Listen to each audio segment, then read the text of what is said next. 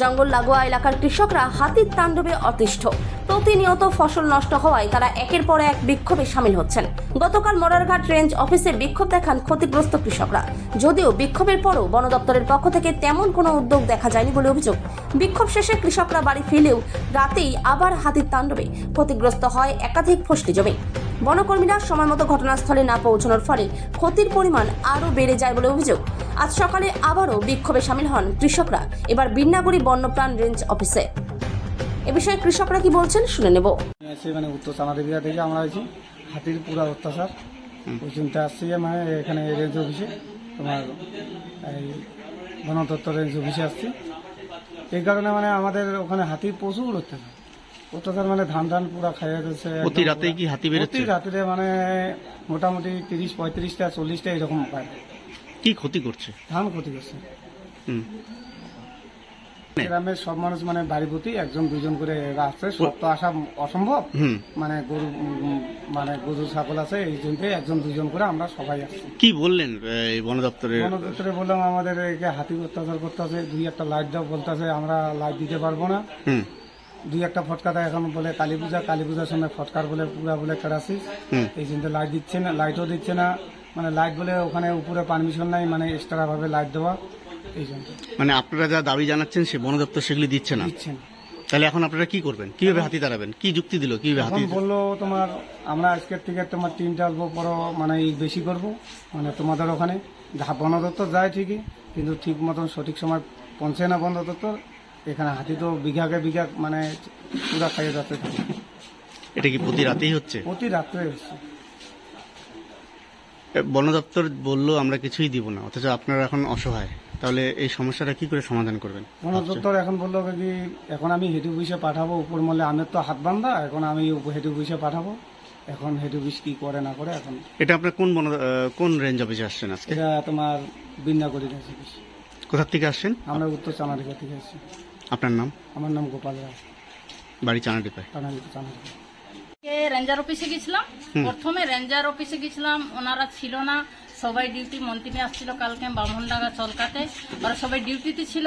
Staff একটা ছিল, উনি বললো যে আমাদের দায়িত্ব, পশুদের দায়িত্ব নেই আমাদের এখানে শুধু আমাদের রেঞ্জার বড়বাবু নেই, ওখানে ওয়ারলেপে যে পশুর দায়িত্ব আছে, ও পশুর দায়িত্বর কাছে ওয়ারলেপে একটু গিয়ে ওদের সাথে কথা বলে দাও বলে বলছে। তো এটা কে বলছে?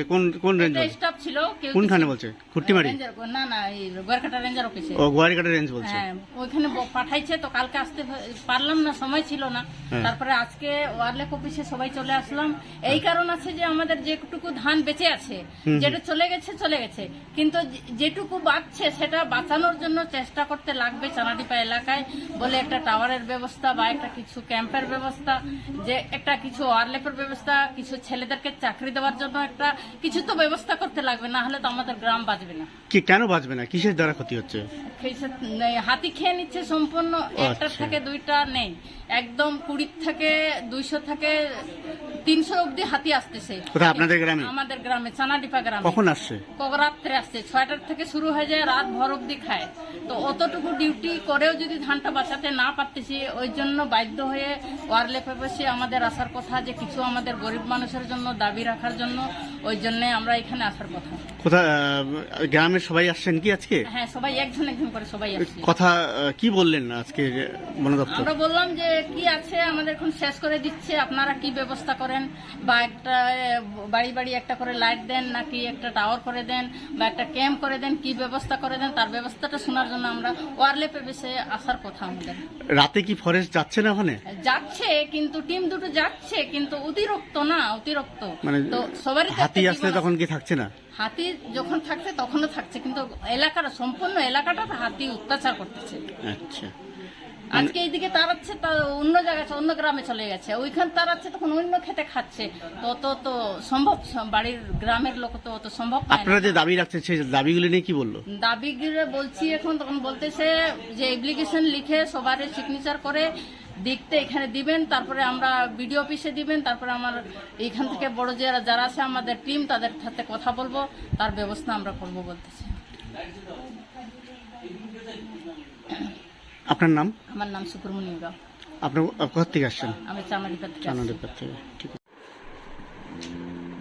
হ্যাঁ, আজকে এখানে কিছু চানাডিপা এলাকার কিছু কৃষকরা এসেছিলেন, লোকজন তারা এখানে এসে তাদের কিছু দাবি দাওয়া শুনলাম। তো ব্যাপারটা হচ্ছে ওদের যেটা মূল দাবি ওই এলাকাতে কিছু টাওয়ার দেওয়া, তারপরে লাইট দেওয়া, রুটিন টহলদারির পরিমাণ বাড়ানো, সবই শোনা হলো। তো টাওয়ার দেওয়া, লাইট দেওয়া এগুলো তো তাৎক্ষণিক ব্যাপারে সময় সাপেক্ষ ব্যাপার আছে। আমরা বিষয়টা উদ্বোধন কর্তৃপক্ষের কাছে জানাবো।